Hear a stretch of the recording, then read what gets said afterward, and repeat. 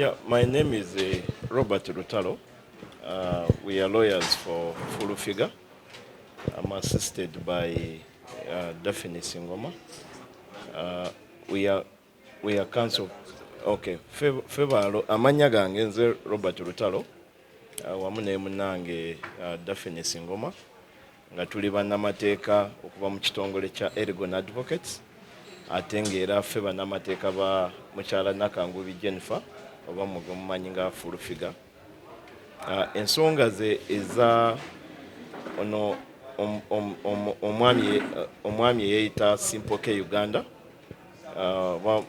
mwami Kigundu Fred agamba nti yamuzaalamu omwana wa Jennifer ayitibwa Museveni. Ensonga leero we zituuse wano nti okumala wiiki nga namba poliisi badde enoonyereza era omukulu oyo Kigundu Fred ng'ali mu nkomye za poliisi ey'e Katwe. Olwaleero poliisi okunoonyereza bwe kubaddeko weekutuusa kwe kusalawo omuntu oyo Fred emuleete mu kooti asomebwe emisango egy'okweyita ky'atali okuba nti yeeyita kitaawe w'omwana wa kirantu waffe mukyala Full Figure ate nga si kituufu. Mpozi ekyakinyaga okutegeeza eggwanga nammwe mwe n'abaze bagoberera ensonga eno nti olunaku lw'okwosa eggulo abantu bano mukyala Full Figure n'omwana we ne Simple K bagiddwako omusaayi mu kifo ekimu muno mu Kampala, abagiddwako omusaayi bagwe tuyita DNA. So ng'omusaayi ogwo bwe gunaagufulumye gwegenda okukakasa oba ddala Simple K ye kitaawe wa mwana wa Full Figure oba nedda.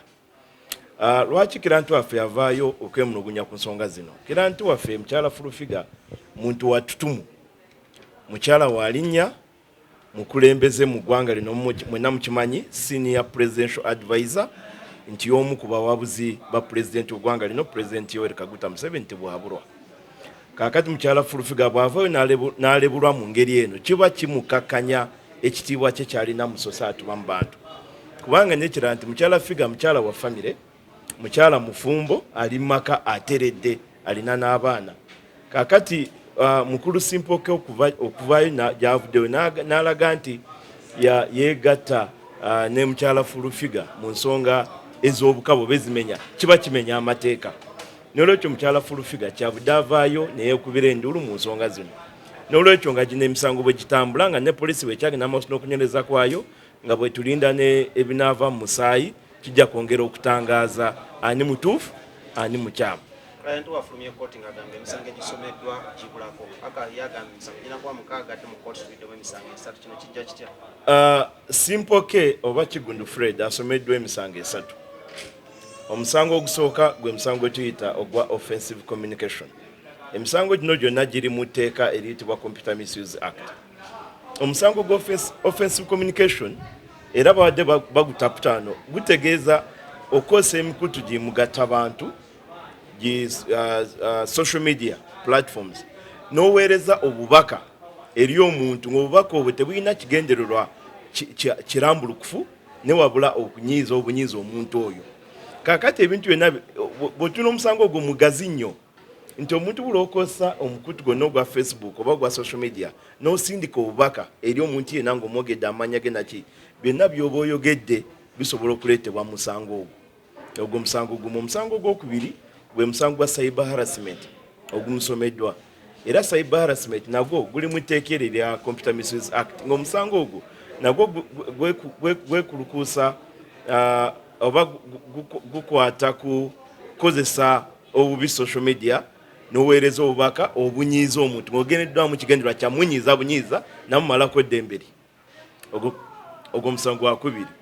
Omusango ogwokusatu ogusomeddwa Simple K gwe musango gwe tuyita criminal libel, nti okuswaza omuntu ogwo guli mu penal code, ogwo guli mu penal code act teguli mu computer misuse. Ogwo musango gwa penal code gwa kuswaza muntu n'omuleebula n'oweebuula omuntu oli mu ngeri emenya amateeka, ogwo musango gwa criminal libel. N'olwekyo byonna mukyala Full Figure bye yeemulugunyaako biri misango egyo esatu. Obujulizi bwe bunatandika okuleetebwa, obujulizi obwa Simple K oba ye kitaawe w'omwana wa Full Figure oba nedda bujja kuvaayo. obujulizi obwa ebivudde mu musaayi endangamuntu bujja kuvaayo, byonna bijja kuvaayo. N'ate n'ekirala nti kooti oba omwabirwa wa gavumenti akyasobola okukyusa empaabe n'ayongeramu emisango emirala. Wakyaliwo oyo opportunity naddala ekyo ekyekwata ku kyokuba nti simpoke yayita omwana wa fulufiga, egyo emisango gigenda kyejja okujja nga ne gigenda kufuna amaanyi nga ne results za DNA zimaze ofuluma, naddala zinaafuluma nga ziraga nti simpoke kyeyayita si kyekyo. Wabirwa abadde afuluma kooti ng'akakasa muno ebintu munana tabimanyiiko era abyeganye, naye ng'agamba mulina engeri gye mwamuyisamu ng'akwatibwa bino wabitegeerako nga gwe kanso wawawaabira?